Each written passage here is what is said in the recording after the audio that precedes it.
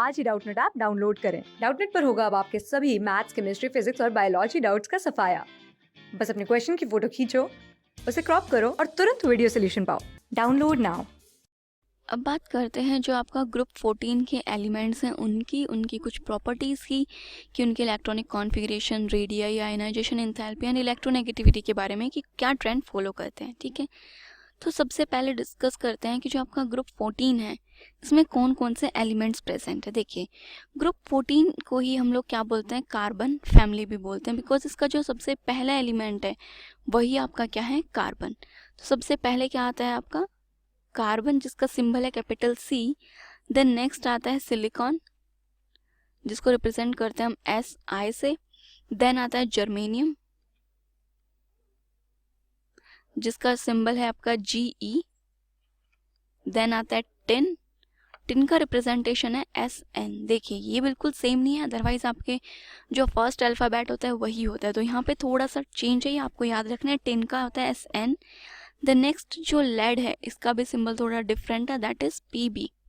ठीक है, अब इनके अगर मैं एटॉमिक नंबर की बात करूं दैट इज जेड, तो कार्बन का एटॉमिक नंबर होता है आपका 6। देन 6 के बाद आपको सिलिकॉन का एटॉमिक नंबर अगर फाइंड आउट करना है तो आपको क्या करना पड़ेगा, इसमें 8 प्लस कर देंगे। तो जब आप यहाँ पे 8 प्लस कर देंगे तो ये आपका कितना हो जाएगा, एटॉमिक नंबर 14।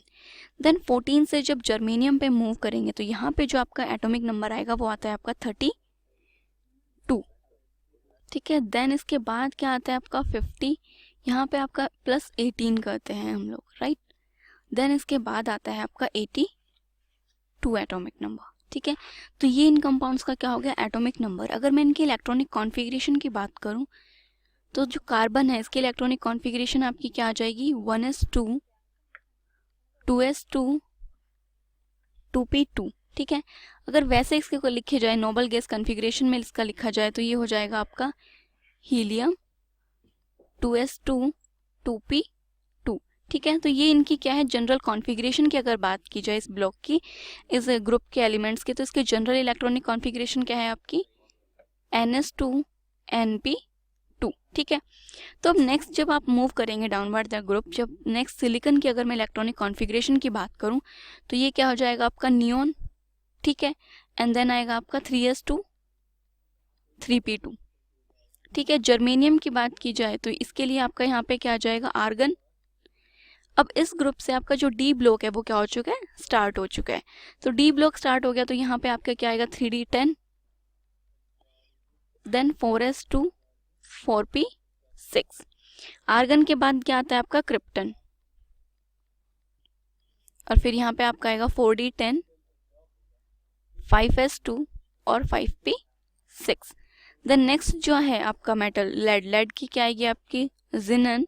यहाँ से आपका 4f जो ऑर्बिटल है वो भी शुरू हो गया, तो 4f14 5d10 6s2 और 6p6। तो ये तो आपका जो ग्रुप 14 के एलिमेंट्स हैं इनकी क्या हो गई, इलेक्ट्रॉनिक कॉन्फ़िगरेशन की बात। नेक्स्ट हम बात करते हैं एटॉमिक रेडियाई की, कि जो एटॉमिक रेडियाई है वो क्या ट्रेंड फॉलो करता है। तो पहले हम रेडियाई की बात करेंगे पीरियड में, लाइक ये है आपका ग्रुप 13 और 14 जो है इनमें कंपेयर करेंगे।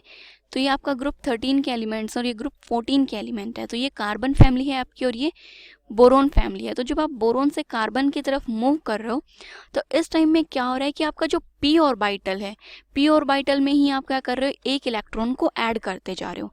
तो इस वजह से जो आपका इफेक्टिव न्यूक्लियर चार्ज है, क्या बोल रही हूँ मैं, इफेक्टिव न्यूक्लियर चार्ज, ये क्या हो रहा है आपका, इंक्रीज हो रहा है।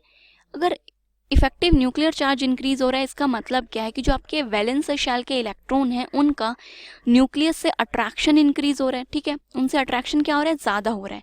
तो कार्बन का इफेक्टिव न्यूक्लियर चार्ज ज़्यादा है कार्बन वाले ग्रुप का, तो इनका न्यूक्लियस से अट्रैक्शन भी ज़्यादा होगा वैलेंस सेल से। अगर अट्रैक्शन ज़्यादा है तो एटॉमिक साइज आपका इस डायरेक्शन में क्या करेगा, डिक्रीज कर जाएगा।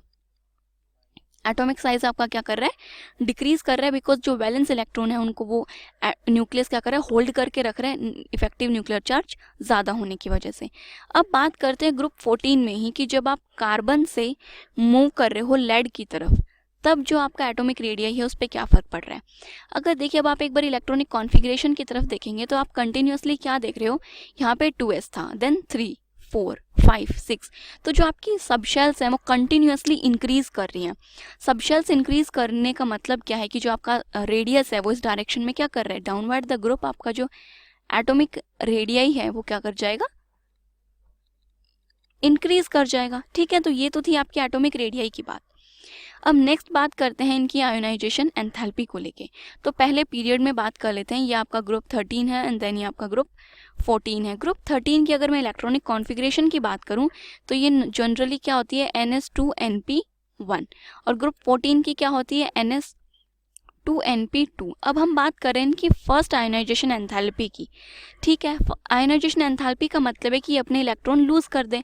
तो जब ग्रुप 13 के एलिमेंट्स अपना एक इलेक्ट्रॉन लूज कर देंगे तो क्या हो जाएगा, NS2NP0, और ये हो जाएगा NS2NP1। जो ग्रुप 13 के एलिमेंट्स है ये एक इलेक्ट्रॉन लूज करने के बाद एक स्टेबल कॉन्फ़िगरेशन अटेन कर रहे हैं। ग्रुप 14 की ना ही पहले कोई स्टेबल कॉन्फ़िगरेशन थी, ना ही उन्होंने अब स्टेबल कॉन्फ़िगरेशन अटेन किया है। तो ग्रुप 13 के एलिमेंट्स क्या करेंगे, जल्दी से इलेक्ट्रॉन लूज करके स्टेबल कॉन्फ़िगरेशन अटेन करने की कोशिश करेंगे। तो इसलिए जो ग्रुप 13 है इसकी फर्स्ट आयोनाइजेशन एंथैल्पी क्या होती है, कम होती है, और ग्रुप 14 की आयोनाइजेशन एंथैल्पी क्या होती है, ज़्यादा। देन जब हम कार्बन से लेड की तरफ या फिर बोलिए डाउनवर्ड ग्रुप में डाउनवर्ड डायरेक्शन में जब हम मूव करते हैं तो इधर आपका क्या कर रहा है, इसी डायरेक्शन में जो साइज है वो क्या कर रहा है, आपका इंक्रीज कर रहा है। साइज इंक्रीज करने का मतलब क्या है कि जो आपका वैलेंस इलेक्ट्रॉन है उसका न्यूक्लियस से अट्रैक्शन डिक्रीज हो रहा है, और न्यूक्लियस से अगर अट्रैक्शन डिक्रीज हो रहा है तो आपको कम ही अमाउंट एनर्जी देनी पड़ेगी और आपका इलेक्ट्रॉन क्या करेगा, इजीली रिलीज हो जाएगा।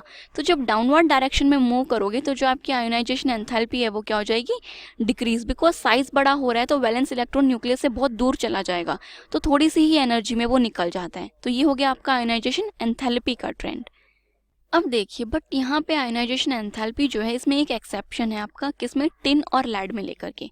अकॉर्डिंगली इसके अकॉर्डिंग आपका जो जनरल हम एक्सप्लेनेशन देते हैं वो यही देते हैं। तो इसके अकॉर्डिंग जो आपकी टिन है उसकी आयोनाइजेशन एंथैल्पी क्या होनी चाहिए थी, ज़्यादा, और लेड की कम होनी चाहिए थी। बट आपका यहाँ पे ट्रेंड क्या आता है कि जो लेड है इसकी आयोनाइजेशन एंथैल्पी ज़्यादा है टिन से। किसकी बात कर रही हूँ मैं, ये फर्स्ट आयोनाइजेशन एंथैल्पी की। अब ये इसका रीज़न क्या है, यहाँ पे जो आपका इफेक्टिव न्यूक्लियर चार्ज है, मैं किसकी बात कर रही हूँ, जेड इफेक्टिव, जो आपका इफेक्टिव न्यूक्लियर चार्ज है ये आपका क्या कर गया, यहाँ पे डोमिनेट कर गया। ठीक, ये डोमिनेट कर गया किससे, आपका जो शील्डिंग इफेक्ट है, शील्डिंग इफेक्ट किसका, शील्डिंग इफेक्ट ऑफ 4f और जो आपका 5d10 जो ऑर्बिटल्स हैं इनका जो शील्डिंग इफेक्ट है उससे जेड इफेक्टिव डोमिनेट कर गया। और जेड इफेक्टिव डोमिनेट करने का मतलब क्या है कि ये वैलेंस शेल के इलेक्ट्रॉन्स और न्यूक्लियस के बीच में अट्रैक्शन इंक्रीज होगी, और अट्रैक्शन अगर इंक्रीज होगी तो उसके लिए आपको क्या करना पड़ेगा, इलेक्ट्रॉन रिमूव करने के लिए ज़्यादा एनर्जी देनी पड़ेगी। तो इस वजह से लेड का आयोनाइजेशन एंथैल्पी टिन के आयोनाइजेशन एंथैल्पी से क्या होती है, ज़्यादा होती है। अब हम बात करते हैं कि इलेक्ट्रोनेगेटिविटी के ट्रेंड की। तो देखिए इलेक्ट्रोनेगेटिविटी का क्या ट्रेंड है, जब आप ग्रुप में डाउनवर्ड डायरेक्शन में मूव कर रहे हो, दैट मीन्स कार्बन से जब आप लेड की तरफ मूव कर रहे हो तो यहाँ पे क्या हो रहा है कि जो आपका एटॉमिक साइज है, साइज क्या कर रहा है, आपका इंक्रीज कर रहा है। साइज इंक्रीज का मतलब क्या है कि जो आपके वैलेंस इलेक्ट्रॉन है उनके बीच में और जो आपका न्यूक्लियस है उनके बीच में अट्रैक्शन आपकी क्या हो रही है, डिक्रीज हो रही है। और अट्रैक्शन डिक्रीज हो रही है इसका मतलब आपकी जो इलेक्ट्रोनेगेटिविटी है वो भी डिक्रीज हो जाएगी, बिकॉज इलेक्ट्रोनेगेटिविटी का मतलब क्या है कि जो आपका एटम है वो अपने इलेक्ट्रॉन्स को होल्ड करके रख सके। जो जहाँ पे साइज छोटा होता है वहाँ पे उनका अपने इलेक्ट्रॉन्स पे होल्ड ज़्यादा होता है, दूर चले जाते हैं जब साइज इंक्रीज हो रहा है तो न्यूक्लियस और वैलेंस शेल के इलेक्ट्रॉन्स के बीच में अट्रैक्शन कम हो रहा है, तो उनका अपने इलेक्ट्रॉन पे होल्ड क्या हो रहा है, कम हो गया। तो इस वजह से जो इलेक्ट्रोनेगेटिविटी है, जब हम कार्बन से लेड की तरफ मूव कर रहे हैं तो इलेक्ट्रोनेगेटिविटी आपकी क्या कर रही है, डिक्रीज कर रही है।